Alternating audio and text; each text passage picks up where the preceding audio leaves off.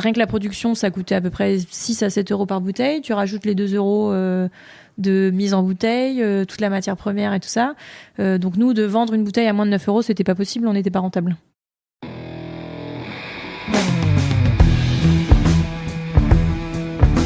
Le vin, le jaja, le pinard, le pif. Il existe une ribambelle de termes pour désigner ce breuvage que nous aimons tant, le jus de raisin fermenté. Et parce que vous et moi l'aimons passionnément, je vous propose de découvrir les secrets d'un bon vin. Parcourons ensemble le vignoble à la rencontre de vigneronnes et vignerons valeureux et engagés pour des discussions hautes en couleurs. Nous voyagerons à travers les régions, les cépages, les savoir-faire et les belles histoires du monde du vin. Je suis Romain Becker et je vous souhaite la bienvenue dans le bon grain de l'ivresse. Le flouze, la moula, le pognon, le fric. Il existe une ribambelle de termes pour désigner cet intermédiaire de confiance que nous aimons tant, l'argent. Et c'est parce qu'il s'agit d'un sujet tabou en France que j'ai décidé de vous dévoiler les coulisses économiques d'un domaine. Pour cela, Angela Quiblier, du domaine Obora dans le Beaujolais, a accepté de répondre à toutes mes questions. Oui, transparence totale sur les chiffres, dépenses, recettes, financement. Vous saurez tout et le voile se lève maintenant. Bonjour Angela. Bonjour Romain. Merci d'être à Paris avec moi pour cet enregistrement pour la première fois en public.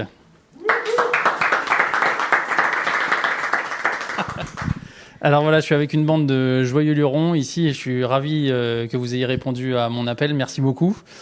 Angela, les plus fidèles vont reconnaître ta voix puisque tu es déjà passée dans le podcast il y a maintenant 5 ans, puisque ça date, déjà 5 ans, pour un projet qui est plus tout à fait le même qu'aujourd'hui, et donc on va en parler en détail.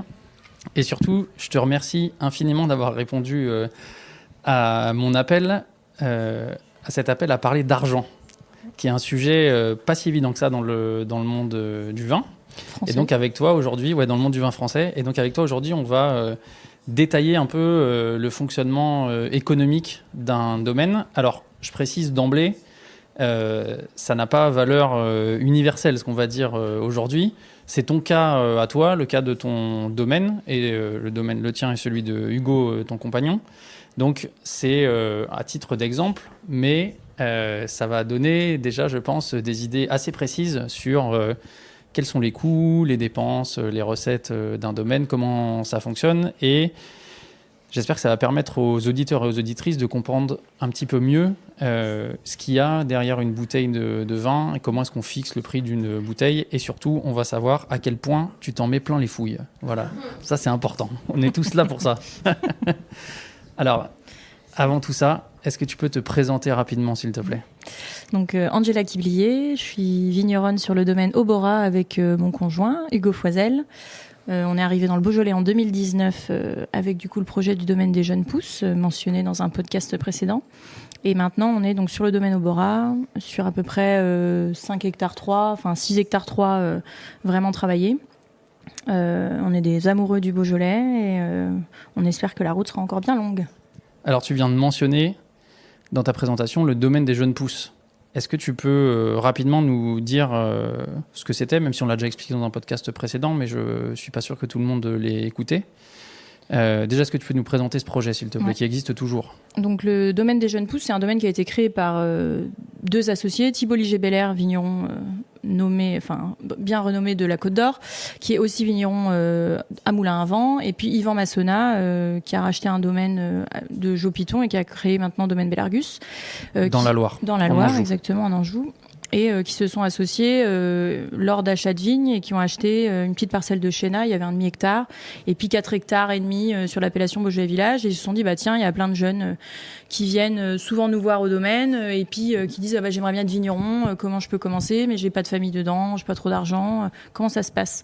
Et donc, ils avaient acheté ces vignes-là, ils ont trouvé une maison, ils se sont dit, écoute, on va faire un espèce de domaine qui se passe de génération en génération pour accueillir des jeunes peut-être futurs vignerons, et puis qui comprennent réellement quels sont les enjeux d'un domaine viticole, qu'est-ce qu'il faut comme matériel, qu'est-ce qu'il faut comme argent pour se lancer, quelle est vraiment la réalité d'être régisseur et ou propriétaire de domaine.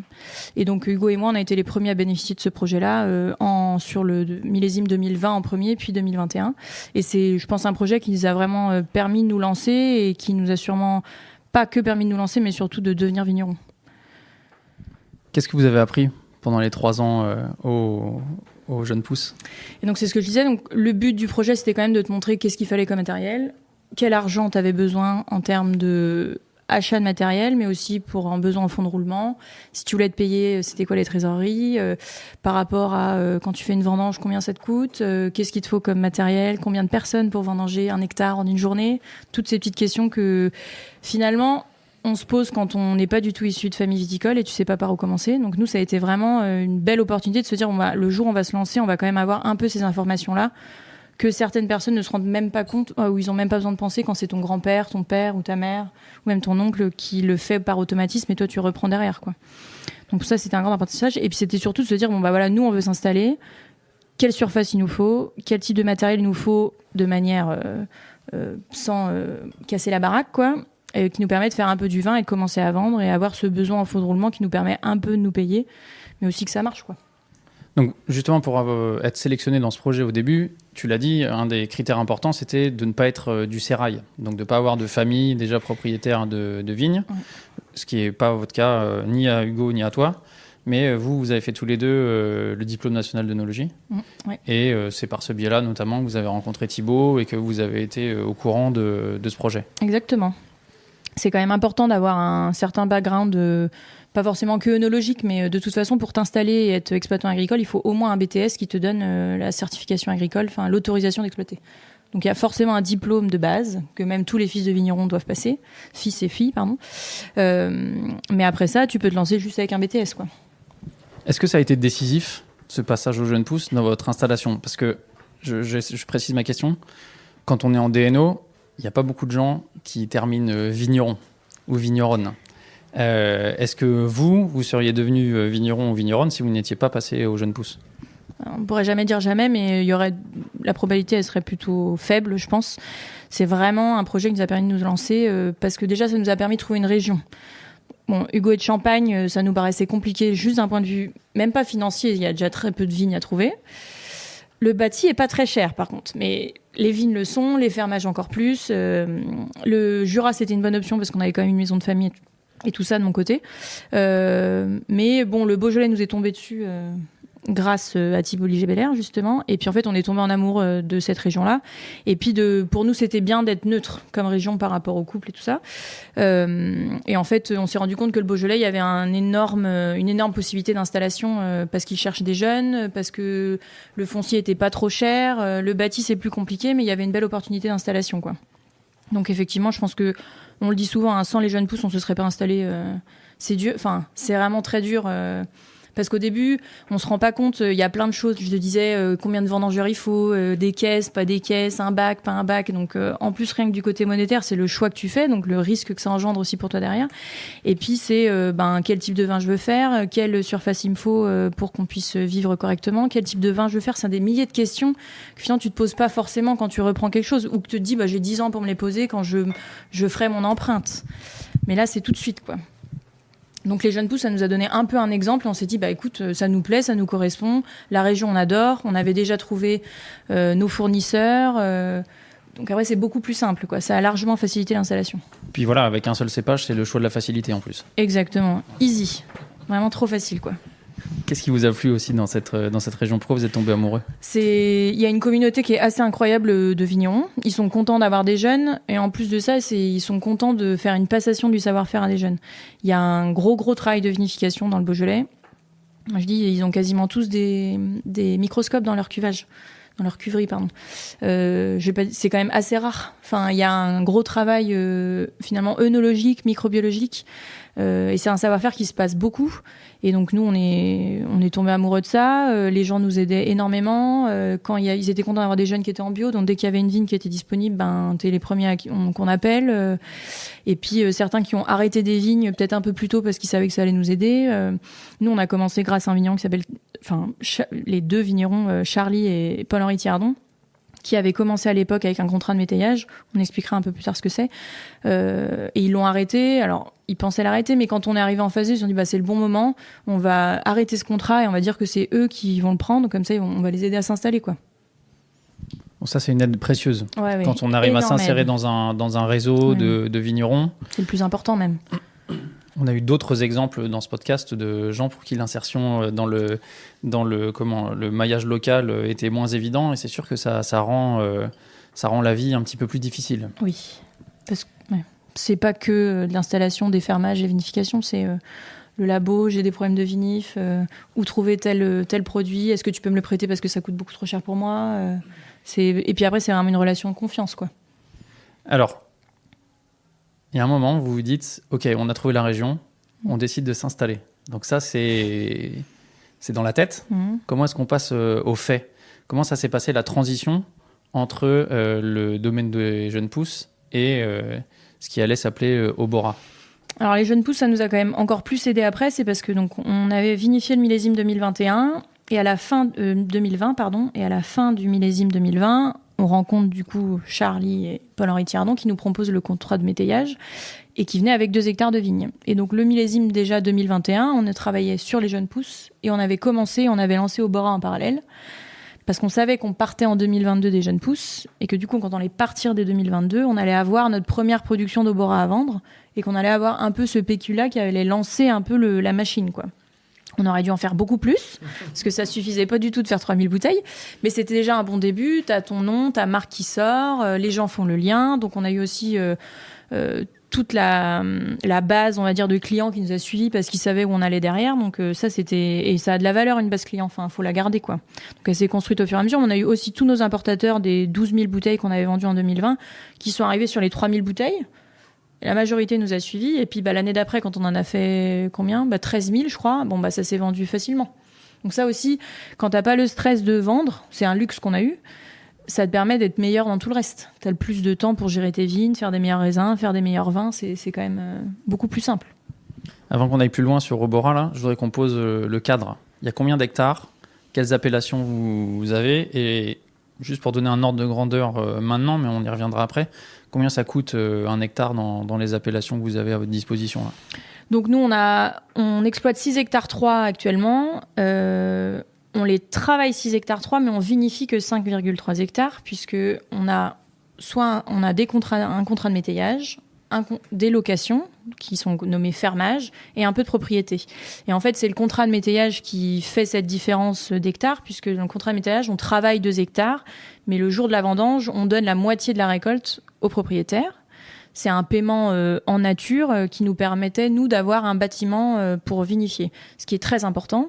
Et je leur ai dit, c'est ça qui nous a permis de nous lancer, parce que les bâtis sont plutôt rares dans notre région. Et des bâtis avec de l'eau, des évacuations qui sont à titre vinicole, ça court pas les rues non plus, quoi. Donc on vinifie que 5,3 hectares et on a du coup un peu presque 4 hectares et demi, 4 hectares 6 sur l'appellation Chéna, qui est vraiment nous notre gros de l'appellation, un petit peu de Juliena, un petit peu de Beaujolais Village et on fait un tout petit peu de blanc. Du coup, en termes de prix à l'hectare, en gros, Chéna, en planté, je parle, plutôt en bon état, entre 40 et 75 000 euros de l'hectare. Donc ça paraît pas cher par rapport à des prix de vignes qu'on entend dans d'autres régions. Champagne, 1 million, Bourgogne, plus d'1 million. Sauf qu'en fait, 40 000 euros, au début, il faut quand même les sortir. Et je préfère mettre 40 000 euros dans du matériel au début que de l'achat à la vigne, puisque les fermages, ça coûte pas forcément si cher que ça, du moins dans notre région. Juliena, c'est un peu plus cher, ça doit tourner vers 50-55 000. Alors, ça dépend vraiment, il y a des gros deltas parce que il y en a, c'est pas lissé, donc t'as quand même tout ce qui est filaire qui coûte un peu plus cher, c'est un peu plus de 10 000 euros de l'hectare quand tu plantes par rapport à une plantation qui est sans fil. Donc il y a tout ça qui joue en compte. Est-ce que c'est en pente, est-ce que c'est plutôt un beau terroir, est-ce que c'est bien exposé, tout ça joue. On avait un petit peu de moulin à vent, on est à peu près vers les 100 000 euros de l'hectare. Et après, en Beaujolais Village, les blancs ont la cote, ça peut coûter, je crois que c'est 30 000 euros, parce qu'il y a un gros appel de chardonnay qui vient surtout de la Bourgogne pour faire du crément. Donc tout ça, ça joue aussi, et c'est souvent sur fil, donc ça coûte plus cher. Voilà un ordre d'idée. Donc ça paraît pas cher, mais il faut quand même les sortir, quoi. Alors quel choix vous avez fait au démarrage, vous? Comment est-ce que vous avez réussi à atteindre cette surface de 6,3 hectares? Donc, il y a eu le contrat de métayage qui, finalement, pour nous, était une solution. En plus, c'est un très beau terroir. Donc, il était une solution d'avoir des chénas sur des granites avec des beaux terroirs et d'avoir la cuverie. Après, quand on a créé la société, donc, ce qui s'appelle la SCEA, Domaine des Deux Flores, et Obora est la marque rattachée, on a fait appel à des investisseurs, nous, qui sont venus pour nous aider et qui ont acheté de la vigne. Comme ça nous enlevait un peu de fermage sur la société et puis qui ont mis un peu de trésorerie. Donc on avait acheté les Juliénas, les blancs au début, et puis après on a acheté un demi-hectare de Chéna encore sur des granites. Donc ces gens, ils sont venus là pour donner de l'argent et ils font partie de notre entreprise. Alors ils sont t'as associés exploitants ou associés. Ils n'ont pas le statut d'exploitant parce qu'ils font d'autres métiers. Donc ils ont forcément des choses à dire, mais d'un point de vue vraiment gérance de tous les jours, ils disent pas grand-chose. Si un jour ils ont une objection, mais ils sont plutôt silencieux. Ce qui était quand même le but de la chose, mais c'était aussi de partager. C'est des gens qui ont déjà une carrière et qui ont un peu une analyse financière aussi sur le domaine, ce qui est toujours vraiment une grande aide parce que nous on est œnologues et vignerons et on n'est pas comptable, quoi. Donc c'est quand même bien de s'entourer aussi des gens à qui les chiffres ne font pas peur et qui ont une certaine logique dans leur tête, quoi. Donc nous on a fait ce choix là. Et après il y a les fermages sur le reste du domaine. Donc le fermage c'est de la location. Voilà, donc tu loues un appart sauf que tu payes une fois à l'année. Combien ? Alors ça dépend des appellations. J'en ai tiré un peu justement pour vous donner un exemple. Le Beaujolais c'est un peu compliqué parce qu'on est entre deux régions et départements. Donc tu as certaines appellations qui sont en 71 en Saône-et-Loire, donc ça inclut, je vais en oublier je suis sûre, mais tu as du Juliénas, et du Juliénas, du Saint-Amour, du Moulin, du Chéna, et après tout ce qui est Beaujolais Village qui sont sur le département 71, et tu as toute l'autre partie qui est en 69.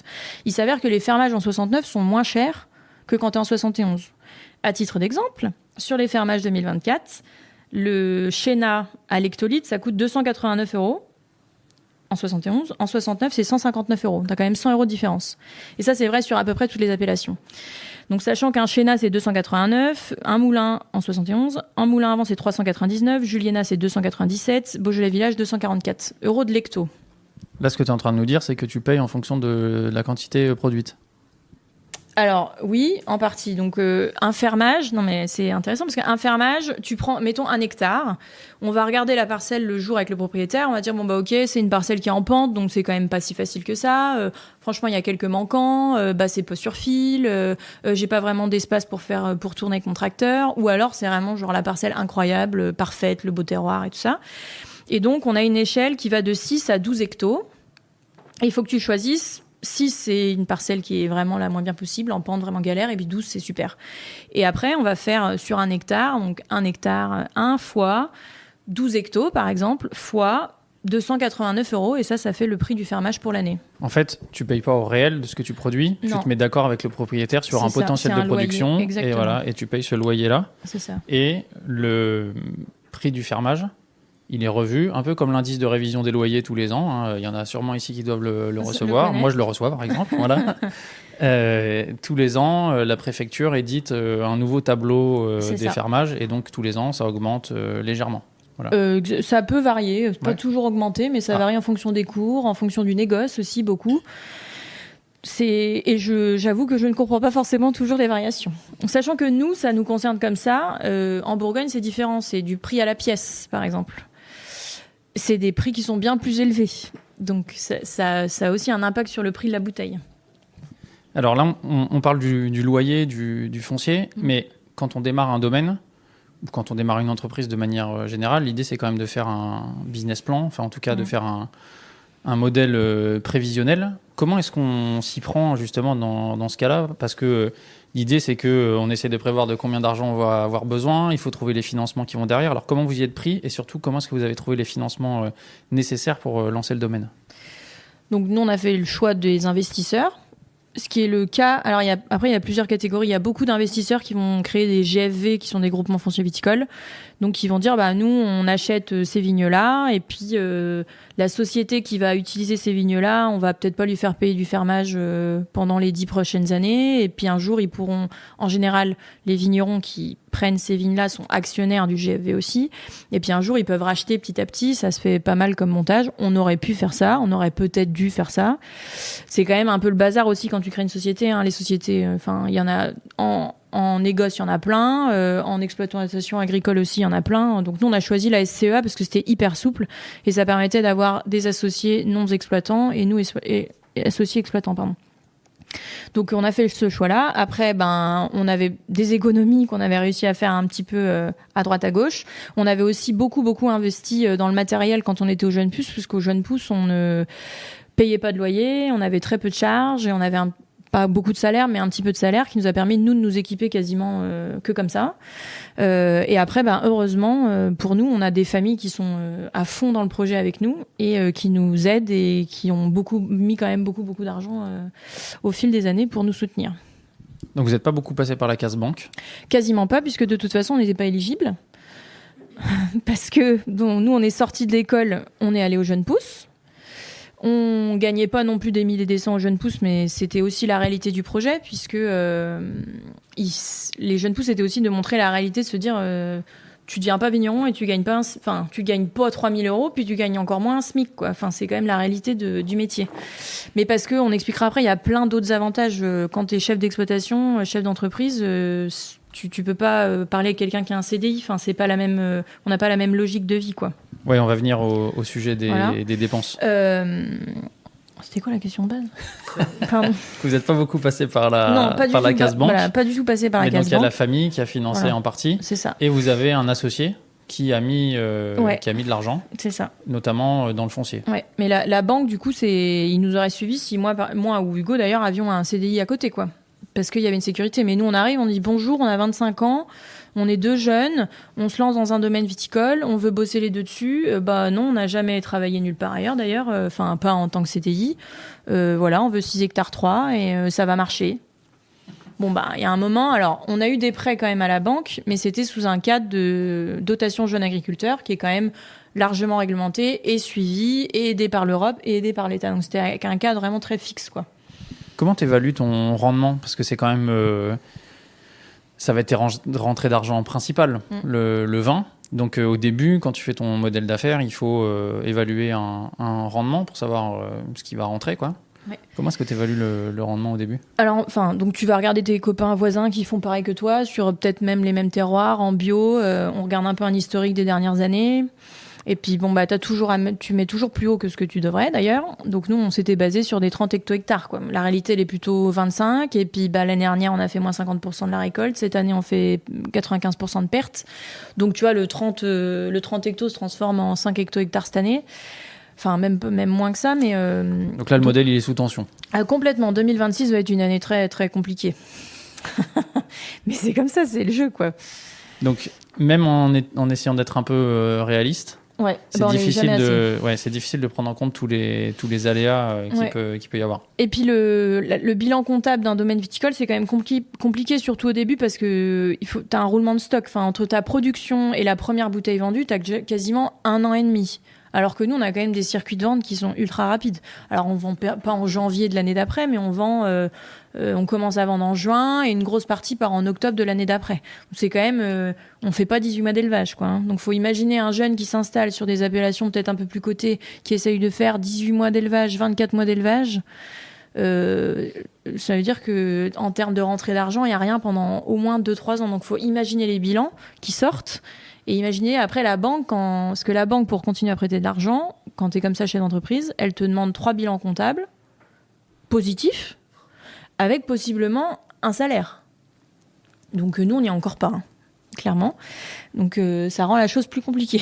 Là, ce que tu parles sur le temps de production du vin, je fais juste un aparté, puisque tu en as parlé tout à l'heure, mais quand on est en Champagne, par exemple, ça, c'est très long, parce qu'il y a le temps d'élevage sur latte, 15 mois minimum, mais bon, si on a un peu d'ambition, on fait plutôt 2-3 ans. Ouais. Donc ça fait tout de suite, il faut tout de suite attendre 4-5 ans facilement quand on s'installe pour avoir les premières rentrées d'argent, quoi. Sachant que eux, leurs matières premières coûtent plus cher, qu'il y a beaucoup plus de manipulation. Donc c'est normal qu'une bouteille de champagne soit beaucoup plus chère qu'une bouteille de vin classique. Voilà, et ça rend l'installation aussi d'autant plus difficile, quoi. Il y a peu d'installations hors cadre familial en Champagne.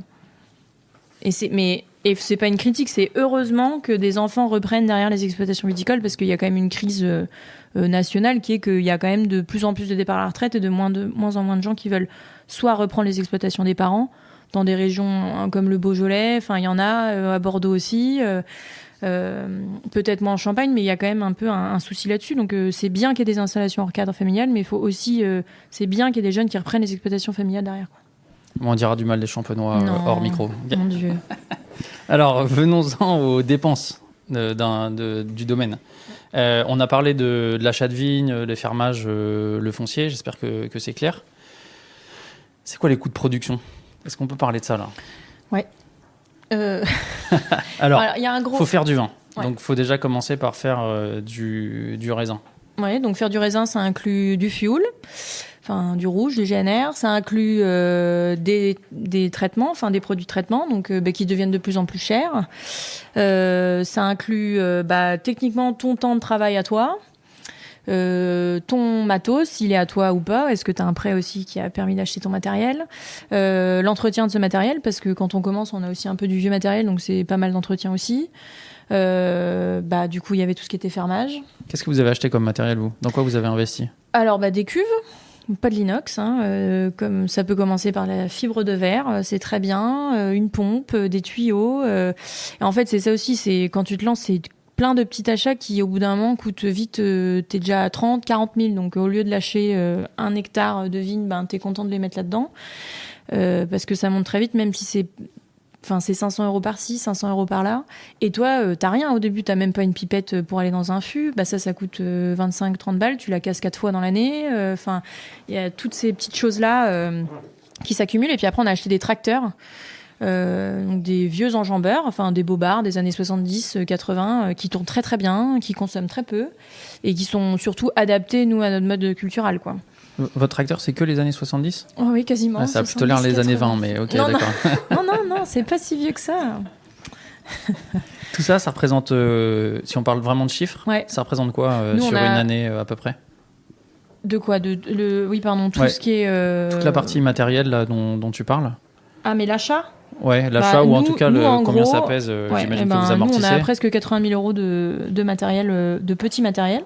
Ça, c'est ce que vous avez investi depuis la création du domaine. Quasiment depuis le début. Et donc on en est au 5e millésime. Ouais. Donc si on amortit, on fait le calcul, ça fait vite. Oui, ça pèse 15 000 €, euros par an, 16 000 € par an, voilà, ouais. sur 5 ans. C'est ça.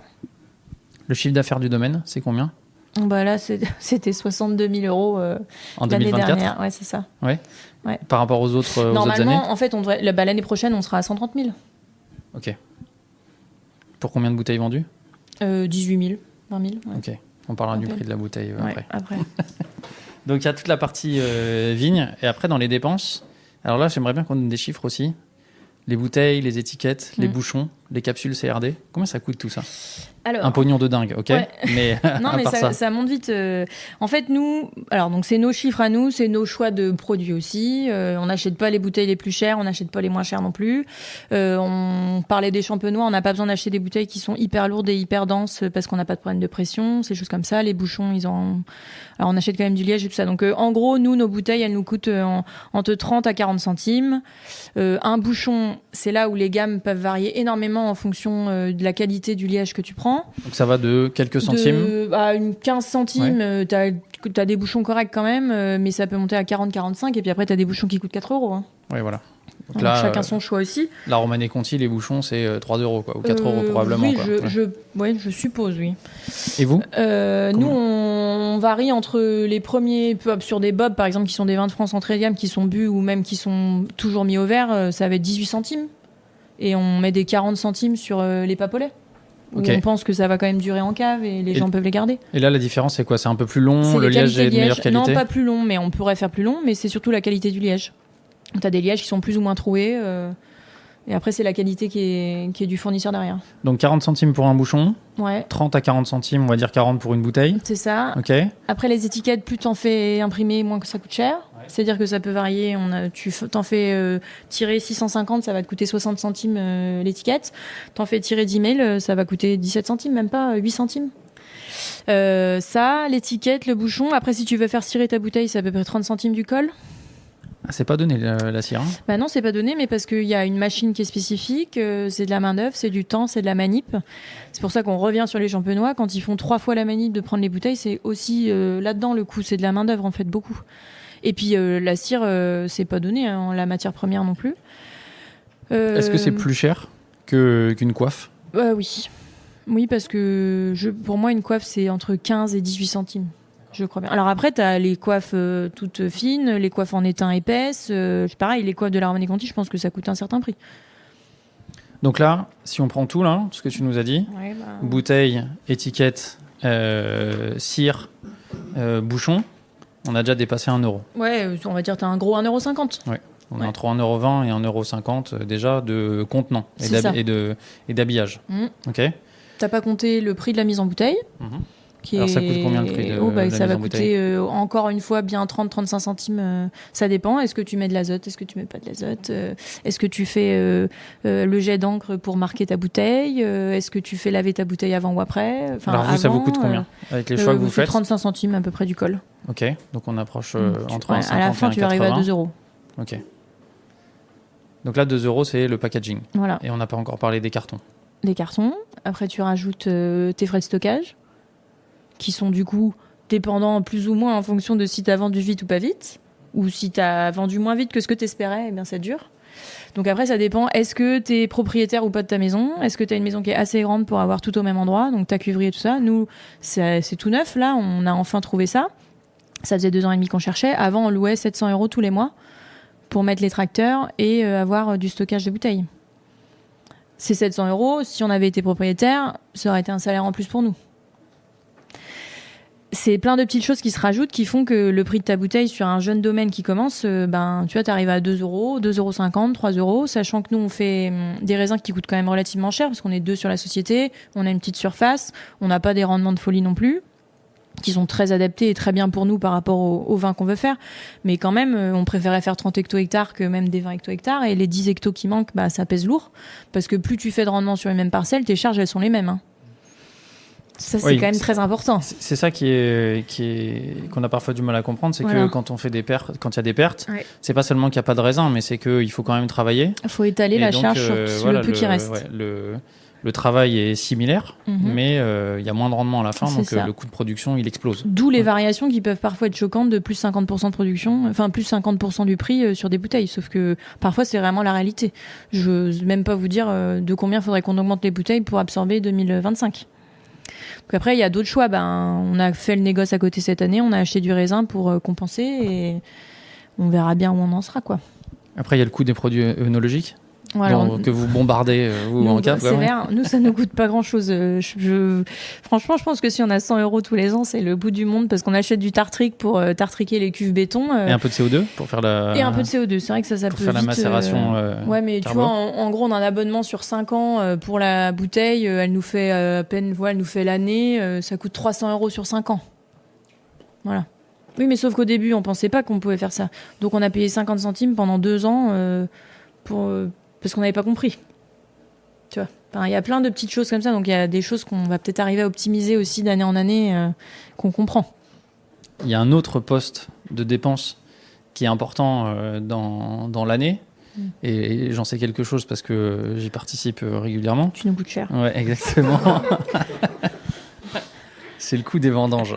Exactement. Ouais. Là, c'est moi qui prends un salaire de dingue, donc c'est pour ça que je vous coûte cher. Mais non, mais... Alors, je voudrais qu'on comprenne bien votre exemple, parce qu'il me semble que c'est un exemple qui est, et j'espère que vous arriverez à le faire encore longtemps, assez peu répandu dans le vignoble. Vous faites encore des vendanges un peu à l'ancienne au niveau de la convivialité, je dirais. Les vendanges, ceux qui disent c'était mieux avant, pour une fois, je suis un peu d'accord, je pense. En tout cas, sur la convivialité. Oui, possiblement, oui. Donc, chez vous, comment ça se passe, les vendanges ? Donc nous... En dehors du fait qu'on se lève à 4h15, mais ça, c'est autre chose. Voilà. C'est bien, ça fait des heures sup de nuit, je te signale. Exactement. Donc, on offre une solution de logement et tout le monde est nourri à la maison. Et donc, chez nous, ça dure à peu près 1 semaine parce qu'on arrive à faire 1 hectare jour. Et ça fait à peu près, il nous faut, sur une année classique avec des rendements corrects, environ 18 personnes. Donc, c'est 18 personnes qui nous sont payées. Donc, il y en a 14 ou 15 qui vont couper du raisin. Il va y avoir 3 porteurs. Et après, nous, on a toute la partie logistique. Donc, ça inclut Romain. Ça inclut, en général... Il faut me trimballer. Voilà, c'est ça, la logistique. Nos parents... Non, mais c'est vrai. On a nos papas qui viennent encore nous aider à la vigne. Et c'est amener les vendangeurs avec une voiture, ramener du raisin à la cuverie avec une voiture, ramener de l'eau, amener le casse-croûte, toutes ces choses-là. Donc, en général, avec Hugo et moi, on est 4-5 à tourner autour des 18. Et puis il y a la partie parce que c'est vrai qu'on se lève à 4h15 ou 4h30, parce qu'il y a notamment vous mettez les raisins au frais. Mm. Et donc le matin, il faut vider le frigo Ouais. pour pouvoir ce jour-là rentrer la vendange de la journée. Mais donc il faut vider le frigo et mettre les caisses, enfin vider les caisses dans les cuves. Ouais. Voilà. Donc, parce qu'on a aussi besoin des caisses pour vendanger. Donc on se lève avant le démarrage de la vendange. On vide toutes les caisses. Enfin le raisin, on le met en cuve. Ouais. On lave les caisses. Mm. Et il faut que tout ça soit prêt avant 7h du matin. Ouais, Quoi. donc il y a une équipe en 2-3. Alors il y en a qui trouvent ça marrant la première. Quand il y a des groupes qui arrivent, il y en a un qui fait le premier jour, le deuxième et puis le troisième. On est souvent 5 le matin. Ouais, c'est ça, avec nous 6, inclus. Ouais. Alors ça, c'est un truc qu'on facilite de plus en plus parce que cette année, c'était les vacances pour le coup. Enfin, maintenant qu'on a tout sur place, c'est beaucoup plus facile. Mais fut un temps, je pense qu'on portait les caisses 15 fois. Enfin, vraiment 5 fois. Alors moi, j'avais compté, on portait vraiment les caisses 6 fois. Ouais. 6 fois. Ouais. Donc les caisses de 15 kilos, 18 fois 300 caisses. Voilà. Donc le premier jour, ça te fait rigoler. Deuxième, tu dis bon, j'ai compris. Et troisième, t'en as marre et tu dis on peut pas plus optimiser. Puis c'est ça aussi le début, c'est qu'au début, non, tu peux pas. En fait, nous, on a déjà essayé de faire au mieux. On a essayé d'avoir le frigo, c'était un super ajout dans notre processus, mais c'était la meilleure solution qu'on avait, quoi. Donc maintenant, c'est beaucoup plus simple. Et puis après, on achète un Fenwick, on achète un gerbeur qui un peu remplace l'humain, et heureusement pour nous. Donc il y a ces 3 personnes qui ont en plus des heures sup de nuit qui viennent nous aider, quoi. Donc nous, en gros, on va avoir 18 personnes à notre charge pendant à peu près 6-7 jours. Cette année, ils ont un peu moins travaillé, mais ils ont fait en gros 35 heures normales, et ils ont fait 11 à 12 heures d'heures supplémentaires.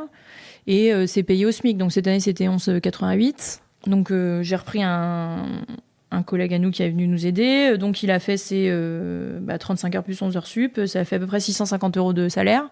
T'as des cotisations. Et nous, là-dessus, tous les ans, au niveau de la préfecture, il y a un ABAC qui dit, si vos personnes, elles sont logées, si elles sont nourries le matin, nourries le midi, nourries le soir, t'as un décompte et t'es en droit, toi, d'enlever du salaire. Ça. Donc, ça représente entre 18 et 19 € par jour. Ça paraît énorme, sauf qu'en fait, quand tu fais à manger matin, midi et soir, et pour ceux qui logent en plus, donc c'est les charges d'eau, les charges d'électricité. Plus le casse-croûte dans les vignes. Plus les casse-croûtes dans les vignes. Bon, enfin, propre à chacun de choisir la qualité des produits qui servent aussi, mais c'est peu cher payé en fait. Et nous, on n'a que des Italiens, parce que familial, enfin bref. Il n'y en a pas un qui rechigne de donner 18-19 € par jour pour ça, quoi. Donc nous, ça nous aide quand même au niveau des charges, sachant que ça ne couvre pas du tout toutes nos charges. Nous, on a plutôt pour 25-26 € par tête avec la bouffe, quoi. Mais parce qu'on les nourrit bien, qu'on donne pas mal de vin, voilà. De bière aussi. De bière aussi. C'est toutes ces petites choses, mais nous, ça nous donne envie de le faire. Et puis, comme tout le monde est autour de nous tout le temps, on se voit mal. Enfin, nous, on a fait ça. On a été vendangeurs et pour l'instant, j'espère qu'on durera longtemps, mais on aimerait que les gens y soient bien, quoi. Donc là, ça veut dire que les vendangeurs, ils sont nourris matin, midi, soir, casse-croûte dans les vignes le matin. Et donc ça veut quand même dire qu'il y a une logistique importante derrière, avec les mamans qui font les manger. mamans. Il y a 2 ans, c'était une cuisinière embauchée. Ouais, il y a la matière première, il y a le temps à y passer. C'est et c'est vrai que les mamans, elles ne mettent pas un pied dans les vignes parce que concrètement, elles n'ont pas le temps, quoi. Non. Elles passent la journée à cuisiner, à faire la vaisselle. Ouais. C'est vrai que des fois, ça, ça accroche un peu. Mère et belle-mère. Ça donne. Donc si on prend tout ça là, ouais. Combien ça coûte une campagne de vendange comme 2024? Normal, ouais. En gros, tout inclus, t'arrives presque à 20 000 €. Voilà, 20 000 €, donc sur un chiffre d'affaires de 62 000 l'année dernière, ça fait quand même un tiers des dépenses, quoi. Oui. Alors ça fera un sixième quand vous ferez 130 000 € de chiffre d'affaires, mais ça reste quand même un poste de dépenses très conséquent. Ouais. Et en même temps, s'il y en a bien un qu'il faut, c'est celui-là. Et c'est ce qu'on leur dit tous les ans à vendangeurs, en disant sans vous, on n'est rien, quoi. Alors c'est un poste de dépense, mais on pourrait dire que c'est un poste d'investissement. Parce exactement. La qualité, elle est là. Ouais, vous n'avez pas à vous plaindre pour le recrutement, contrairement à quantité d'autres vignerons. Il y a sûrement plein de raisons pour lesquelles ils ont du mal à recruter, mais c'est vrai que vous recrutez facilement. Et puis, ça travaille dans les vignes, quoi. Oui. Donc ça, c'est quand même... Enfin, vous, les vendanges... C'est un plaisir. Ouais, j'allais dire, c'est pas un stress qui monte, quoi. Mais voilà. Mais le plus gros stress, c'était de savoir combien de personnes il me faut et qu'est-ce qu'il me faut comme caisse. Et en plus... Enfin, je vais parler pour toi, mais je pense que le fait qu'il y a beaucoup de gens qui reviennent, et donc ça, c'est quand même... ça aide aussi beaucoup à la logistique. Ouais. Ben oui, parce que, enfin, il y a après tout le côté éolien. Je pense qu'on sait tous que l'humain peut être le plus compliqué à gérer, mais c'est quand même quand t'as un noyau dur, t'as toujours des nouvelles personnes. Et ben celle-ci, tu sais pas pourquoi, ça lui plaît pas trop, ou un jour tu lui as parlé mal, je sais pas. Mais et c'est bien d'avoir ces groupes-là qui un peu tamponnent en disant, attends, c'est quand même une bonne maison. Enfin, ça sert à rien de partir en cacahuète, faut rester. Et ça nous aide beaucoup dans notre charge mentale. On aime parler de ça, mais ça nous rend un peu plus cool. Et du coup, après, nous, on fait des meilleurs vins derrière parce qu'on est moins stressé, quoi. Alors, dernier sujet là, dans les dépenses, le marketing. Alors, ça a l'air d'être un gros mot comme ça, mais au départ, il faut bien un logo, des étiquettes, ce genre de choses. Et surtout, ma question, elle porte sur est-ce que vous avez un budget annuel pour les salons, les déplacements, les échantillons que vous envoyez, tout ça? Comment est-ce que vous prévoyez ça et combien ça vous coûte à l'année? Alors, nous, pas vraiment, on n'avait pas prévu. Mais par contre, on sait qu'on fait en gros 4-5 salons par an. Et en général, ça va coûter à peu près 1 000 euros par salon à chaque fois. Donc en général, ça paraît cher. Hein. En gros, un salon classique, c'est 500 euros. Le stand, je parle de Alors, il y a plus cher. Hein. Alors ça 500 euros, c'est le droit d'entrée, le droit d'avoir un stand. Le droit d'avoir un stand, sachant que il y a beaucoup plus ça cher. veut pas dire que tu participeras pas. Oui. Non, mais je parle pas des pro wine, des choses comme ça. On est d'accord. Mais nous, on n'est pas dans des structures. On est trop petits pour faire ces trucs-là. Enfin, puis ça nous intéresse pas trop pour l'instant. Je touche du bois. Mais on fait plutôt des petits salons. Enfin, on va faire le Grenier Saint-Jean. On va faire nous la BBB. Bien boire en Beaujolais. Voilà, exactement. Ça, c'est des stands qui coûtent à peu près 500 euros. Après, t'as ton hôtel, ton déplacement, un peu de resto à droite à gauche, on va dire. Donc la Biojolaise, la BBB, ça ne coûte pas trop cher parce que c'est à la maison, mais le Grenier Saint-Jean un peu plus, forcément. T'as ton déplacement à Angers. Donc là, faut se déplacer, faut se loger. Voilà, tu fais pas mal de restos, donc 1000, 1002, 1005, voilà. Et puis c'est surtout que c'est quand même des salons professionnels, donc tu t'es pas là à dire 1000 euros, mais par contre j'ai vendu pour 3000 euros de vin, quoi. C'est de la vente souvent à retardement, en espérant que déjà il y ait une vente, quoi. Après, c'est là aussi où tu fais le business. Et puis, c'est tes vins, toi. C'est à toi de bosser, quoi. Donc, nous, on va en faire 4-5 par an. Et ça nous suffit pour l'instant à vendre notre production. Donc, c'est déjà très bien. On se posera peut-être d'autres questions plus tard. Et peut-être qu'on fera un budget un peu plus serré le jour où vraiment il faut qu'on sorte beaucoup plus pour voyager. Après, il y a toujours des imprévus. Typiquement, on fait le Beaujolais nouveau à Londres, nous. T'as ton agent qui se rend compte que c'est le Beaujolais nouveau en Hollande et il va dire est-ce que vous pouvez venir juste après? Tu dis ok et puis tu rajoutes. Donc le budget il aura été explosé déjà là. Alors là c'est le moment d'une petite page de pub quand même si jamais il y a des Londoniens qui nous écoutent. Vous faites le Beaujolais nouveau à Londres.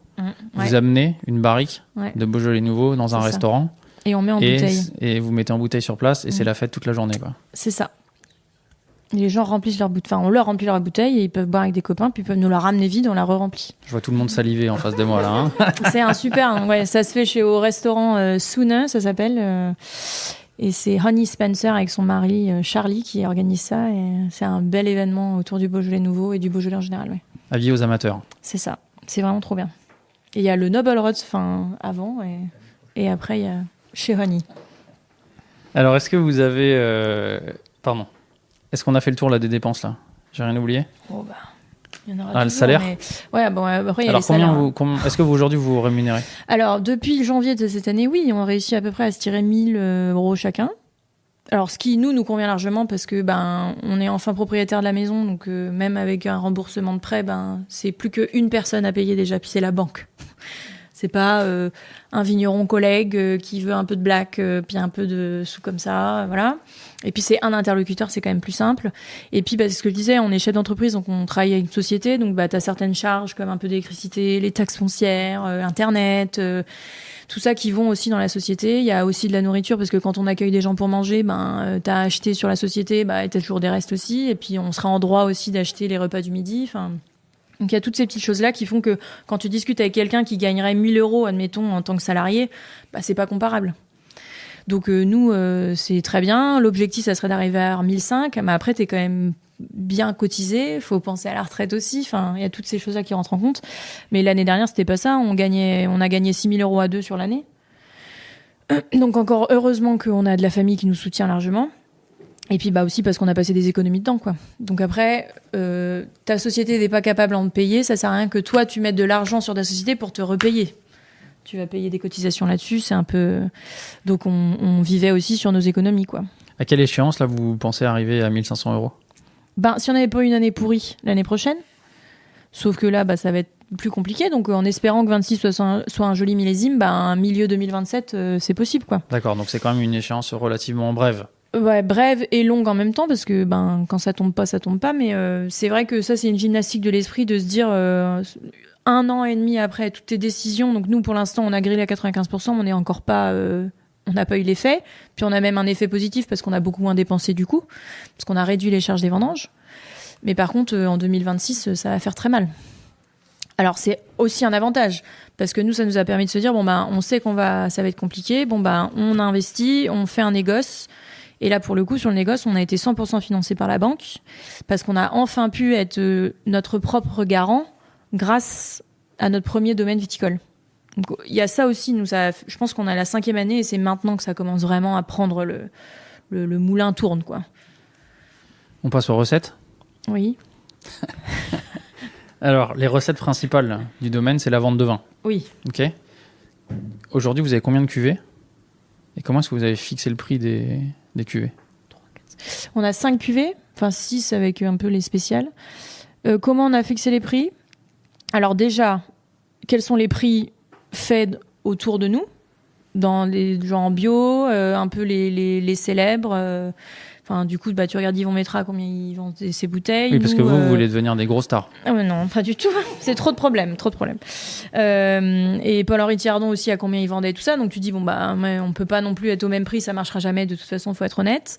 Et puis, après, tu regardes un peu ton bilan de combien ça te coûte réellement. Parce que nous, finalement, rien que la production, ça coûtait à peu près 6 à 7 euros par bouteille. Tu rajoutes les 2 euros de mise en bouteille, toute la matière première et tout ça. Donc nous, de vendre une bouteille à moins de 9 euros, c'était pas possible, on n'était pas rentable. Donc déjà, ça fixe tout de suite une barre très haute, parce que n'importe quel caviste va te dire, moi, une petite bouteille à moins de 15 euros sur mon stand, ça marche bien. Tu dis, c'est pas possible, 9 euros, tu vas arriver à 18, t'es déjà à 20 euros, voilà. Donc on a fixé aussi un peu comme ça. Donc c'était un intermédiaire de dire qu'est-ce qu'il y a sur le marché, qu'est-ce qui est possible de vendre. Et puis après, nous, vraiment, à combien est-ce qu'on peut être au minimum Après, tu as des choix. Faire des gros volumes à petit prix qui permettent de vendre ceux qui sont à plus gros prix en plus petit volume. Je sais pas si c'est logique, mais pour nous, les hauts de gamme, c'est les Chénas. On a plusieurs lieux-dits, c'est ce qu'il y a de plus cher, on va dire. Et puis après, on fait un vin de France qui est une cuvée d'assemblage qui nous aide bien et qui va être le moins cher et qui va être, par exemple, 3 fois plus de volume que le reste. Votre gamme de prix aujourd'hui, elle va de combien à combien ? En prix pro, on est à 9, 8,50 et puis on monte à 15. Donc pour les auditeurs et auditrices qui travaillent pas dans le secteur, ça, c'est basiquement, l'idée c'est pour le prix chez un caviste, comment il fait ses prix. Il prend le prix hors taxe auquel vous lui vendez, il multiplie par 2 et ça c'est son prix TTC. Donc si vous proposez un vin à 9 euros hors taxe, le caviste va le vendre 18 euros TTC. C'est ça. À la louche, c'est comme ça que ça fonctionne, quoi. C'est ça. Restauration x3 x5. Ouais. C'est vrai. Ne parlons pas des sujets qui fâchent. Non, mais c'est... Non, mais oui, en restauration, c'est pas la même manière de fonctionner. Et on rigole toujours. Il n'y a pas le même fonctionnement non plus. Exactement. Il y a une justification. Mais heureusement qu'ils sont là. Parce qu'en fait, pour nous, c'est quand même des clients. Donc, même si effectivement, ça paraît toujours un peu bizarre ou ça peut choquer des gens, mais c'est quand même nous, c'est nos clients finaux et c'est ceux qui permettent de distribuer et de vendre le vin. Je reviens un tout petit peu en arrière. Dans les dépenses, il y a un sujet dont on n'a pas parlé. C'est la distribution. Vous avez des agents. Ouais. Comment ça se passe avec vos agents ? Donc, un agent commercial, il vous représente dans une zone géographique donnée. Oui. Donc, comment il est payé ? Alors, donc ça marche à la commission. Donc, plus il vend, plus il va toucher l'argent. Et sachant qu'en général, c'est entre 10 et 15% du prix. Donc, soit j'ai 2 tarifs, ce qui n'est pas normalement autorisé. Donc soit tu dis moi je vends à 9 hors taxe et puis je veux que mon agent il va le toucher avec 15% de plus, donc lui il le vendra au prix 15% de plus, ou bien je considère que mon agent fait partie de mon prix et c'est moi qui dévalue ma marge. Après c'est des choix économiques. Donc ça c'est un poste de dépense quand même relativement important, parce que 10 à 15% c'est souvent 15. Ouais. Ça veut dire que sur le prix de chaque bouteille déjà tu enlèves 15% pour payer ton commercial. Exactement. C'est normal mais c'est un poste important. Ouais. Et après c'est des calculs, parce que le temps que... Alors déjà, est-ce que toi tu serais capable de vendre autant que lui ? Moi je sais que non. Est-ce que tu as autant de temps à passer pour vendre autant que lui ? Non. Et ça se rémunère en fait. Ce temps-là, il a une valeur et cette valeur, elle est là-dedans parce que sans eux, nous, on n'arriverait pas à vendre autant, donc on n'arriverait pas à te faire tourner la baraque, donc on n'arriverait pas à se payer. Par contre, c'est effectivement, il faut que ça soit calculé dans ton prévisionnel au début, sachant que quand même, quand on commence comme ça, on a toujours souvent tendance à se tourner vers l'export, parce que l'export, c'est des gros volumes. En général, ils discutent pas les prix, c'est payé tout de suite. Et ça part tout de suite. La France, c'est autre chose. C'est plutôt des petits volumes. C'est en général 30, 60, 90 ou plus jours. Et en plus, on me dit que t'es parfois un peu trop cher. Mais heureusement, nous, on est parti de quasiment 100% d'export quand on était aux Jeunes Pousses. Notre première année, c'était encore 100% export. Et maintenant, on est à presque 40% en France. Et on est content et on aimerait que ça se développe. Pas parce que, si, on est pro-français, bien sûr, mais c'est aussi parce que c'est là où... t'as quand même des clients qui ont une vraie passion du vin et un vrai goût pour le vin, qui te donnent de la vie. Et puis, c'est une belle carte de visite pour tout le monde. Et finalement, même en vendant l'export, tous les importateurs, ils viennent en France. Donc, quand ils te voient un peu dans plein de restaurants, ça te permet aussi de vendre à l'export, quoi. Donc aujourd'hui, quand tu nous annonces 62 000 euros de recettes, aujourd'hui, c'est uniquement la vente de vin. Il n'y a pas d'autres rentrées d'argent que ça. On n'a aucune autre rentrée d'argent. Est-ce que vous avez des projets pour faire rentrer de l'argent autrement ? Non. Donc, il faut acheter du vin. Oui. Voilà. Chers auditeurs, chères auditrices, achetez du vin. Voilà. Non, on n'a pas le temps de faire autre chose pour l'instant. Je dis pas, mais après, c'est vrai qu'il y a plein de choses sur le no-tourisme, des choses comme ça. Faire de la formation, moi, c'est un truc qui m'intéresserait, justement sur des jeunes qui voudraient s'installer pour un peu comprendre tout ça, quoi. Mais ça peut être un sujet, de diversifier l'activité pour pouvoir avoir une rentrée d'argent un petit peu plus régulière. Et nous, on a besoin de stabiliser l'activité, on a besoin de stabiliser le parcellaire, on a besoin de réinvestir dans le parcellaire pour peut-être faire moins de parcellaire, mais avec plus de rendement. Donc, ça coûtera moins cher. Donc, on gagnera peut-être un peu plus d'argent aussi et on aura un peu plus de temps à allouer sur d'autres choses, telles que soit la promotion de nos vins, soit justement d'autres rentrées d'argent possibles. Si on regarde ton bilan de 2024, là, tu nous as dit 62 000 euros de chiffre d'affaires. Les dépenses, c'était à combien ? Et combien il reste à la fin ? Je sais même pas, j'avoue. Il reste 12 000 euros à la fin. Et puis, je sais plus les dépenses. Donc 12 000 euros, c'est ce qui reste dans ton bilan C'était le résultat. C'est positif. Voilà. Donc c'est quand même un résultat... Et on était à moins 8 000 l'année d'avant. C'est quand même un résultat pas mal. Oui, mais faudrait que ce soit... Sachant qu'il n'y a pas de salaire. Plus 30, plus 40 000. Très peu de salaire. Ouais, d'accord. L'objectif, c'est 40 000. Donc là, tu fais 12 000 euros de résultat net. Est-ce que quand tu vas faire 130 000 euros de chiffre d'affaires, tu vas... on espère 40 000. D'accord. Ça serait bien. Mais en fait, après, ça va augmenter. Il faudra qu'on fasse plus de chiffre d'affaires. Enfin, il faudrait qu'on fasse presque 200 000. Mais ça, c'est parce qu'on n'a encore pas atteint. Il faudrait qu'on fasse 20 000 bouteilles en vente. Et après, ça dépend de comment tu les vends. Est-ce que tu arrives à vendre tout d'un coup ? Parce qu'après, sur le papier, ça paraît toujours joli, mais tu sais jamais si tu arrives à vendre vraiment. Tu t'es dit, je pense que je vais arriver à vendre 10 000 bouteilles en 4 mois. Puis, en fait, tu n'en as vendu que 6 000. Et puis, ton bilan, nous, on est décembre, janvier. Donc, c'est un énorme impact aussi sur le bilan. Enfin, ça, on le sait tous, mais...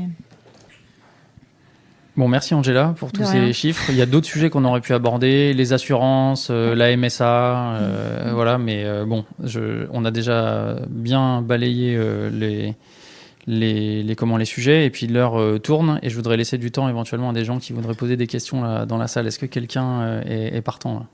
Est-ce que quelqu'un a envie de poser une question ? Allez Didier, tiens. Bonsoir Angela, Didier. Bonsoir.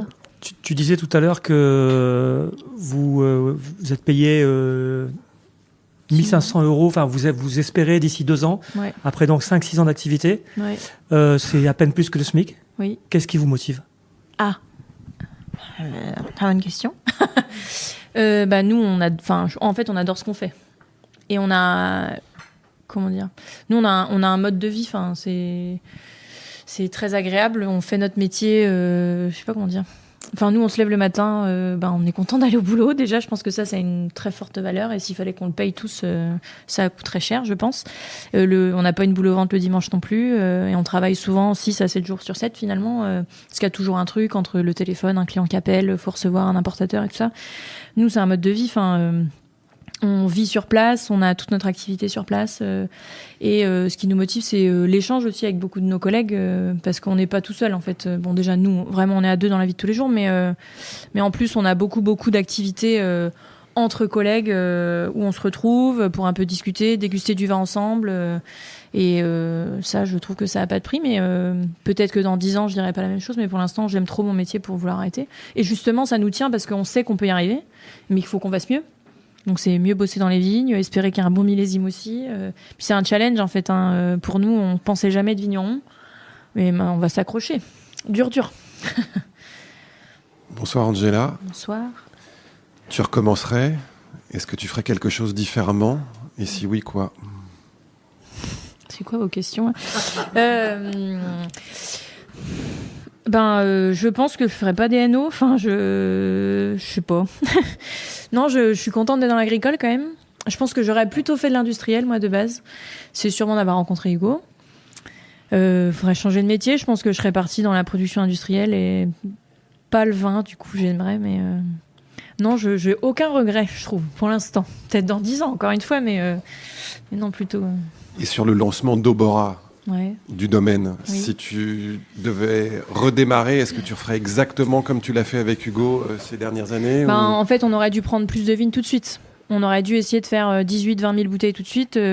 On lance le négoce que cette année. Peut-être qu'on aurait dû le lancer dès le début aussi. Après, c'est pas non plus facile. On dit bouger des bouteilles. C'est pas facile non plus de bouger 30 000 bouteilles. Enfin, y a quand même plein de choses qui se construisent en même temps. C'est tes volumes de bouteilles. C'est bien de produire beaucoup, mais si t'arrives pas à les vendre, c'est encore pire. Je dis pas qu'une petite année, c'est positif, loin de là. Mais là, c'est une crise quand même en ce moment. Les gens ont de plus en plus de mal à vendre du vin. Il y en a certains qui ont les caves pleines.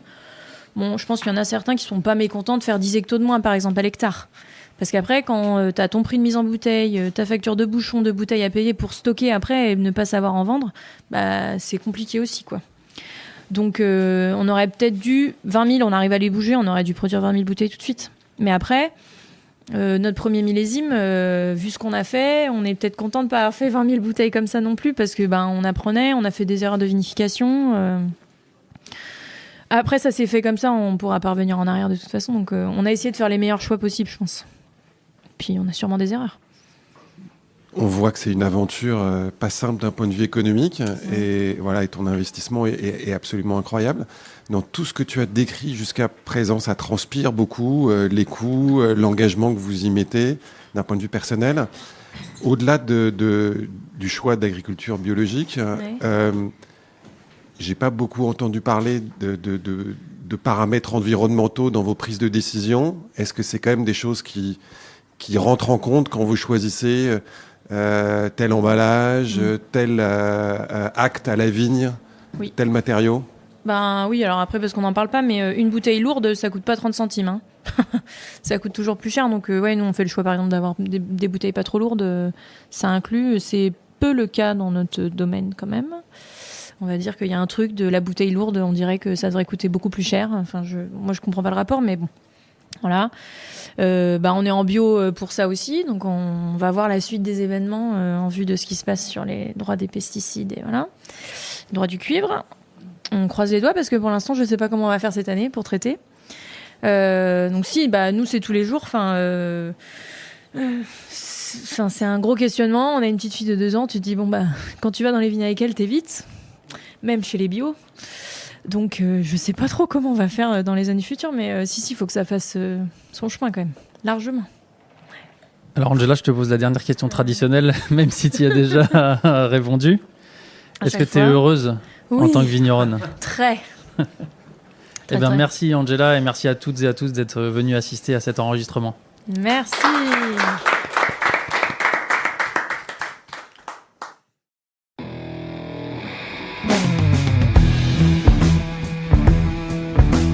Vous l'avez peut-être perçu, l'enregistrement s'est terminé avec une petite touche d'émotion. Angela s'est finalement mise à nu pour cet épisode et je la remercie chaleureusement pour cette preuve de confiance. Chers auditeurs et auditrices, j'espère que vous comprenez mieux désormais le fonctionnement d'un domaine et j'espère que vous goûterez les vins du domaine Obora qui sont absolument délicieux. Je suis Romain Becker et vous écoutez Le Bon Grain de l'Ivresse. Réalisation Romain Becker. Merci à Emmanuel Nappet pour la post-production, à Emmanuel Doré pour le générique original et à Léna Mazilu pour les graphismes. On se retrouve très vite pour de nouvelles aventures viticoles. D'ici là, éclatez-vous et buvez bon!